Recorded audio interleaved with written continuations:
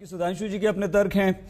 इसके पीछे क्या है प्रभु जी कि 1.25 साल बचा है, ऐसे में मुख्यमंत्री बीजेपी बदल देती है, एक ऐसे मुख्यमंत्री को ले आती है जो बहुत हाई प्रोफाइल नहीं होता और बड़े बड़े नेता हैं। 6 नाम प्रभु जी चल रहे थे और नितिन पटेल तो खुल के कह चुके थे कि भाई ऐसे व्यक्ति को बनाइए, जाना पहचाना जाता है जो वरिष्ठ हो।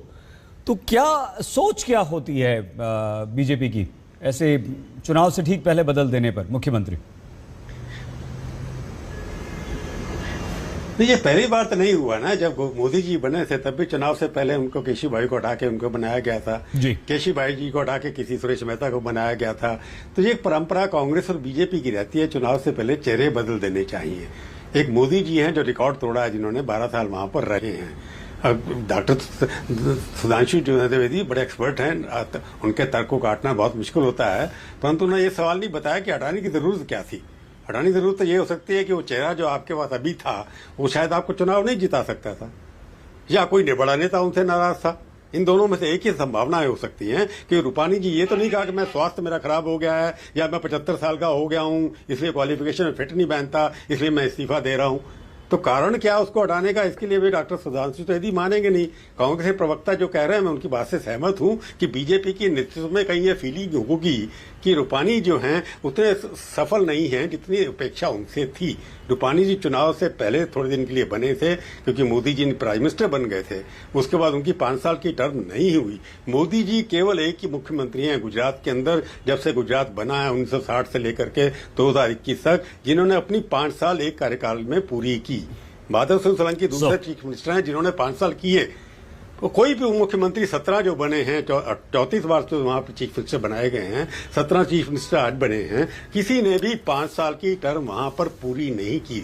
मिसेस गांधी ने ये एक प्रैक्टिस शुरू की थी कि चुनाव से पहले चेहरा बदल दो, नारा बदल दो तो चुनाव जीत जाएंगे, परंतु ऐसा हुआ नहीं। बाद में उल्टा पड़ना शुरू हो गया क्योंकि आपने जिसका चेहरा बदला वहां पर सारे के सारे चुनाव कई जगह हारे भी हैं लोग। ये एक्सपेरिमेंट हो सकता है और कई बार जिस चेहरे पर आप लड़े उसको बदल करके बीजेपी ने दूसरे को बना दिया।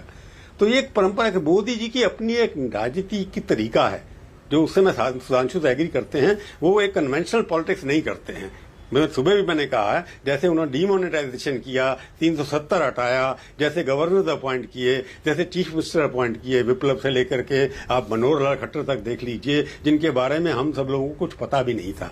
आजकल के मीडिया स्पेकुलेट करते थे, 8 लोग हम लोग नाम चला रहे थे, उन 8 में इनका भूपेंद्र का नाम भी नहीं था। तो ये जो बदलाव किया गया है ये स्पष्ट है कि मोदी जी को लगा, मैं की बात हूं कि अब क्या हो रहा है, सरकारों का भी मोदीकरण हो रहा है। पहले पार्टी का मोदीकरण हुआ, भाजपा जो है अब मोदी पार्टी है, ये स्पष्ट है।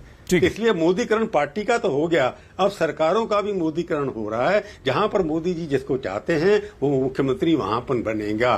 कभी कह रहे कि आनंदीबेन के नॉमिनी हैं, कोई कह रहा था शाह जी का नॉमिनी है। मेरा ये मानना है, मैं मोदी जी को भी जानता हूं, चालीस जो उनके मन में आता है वो करते हैं क्योंकि लोगों ने वोट उनको दिया है। उनके पास मैंडेट है 306 सीटों का।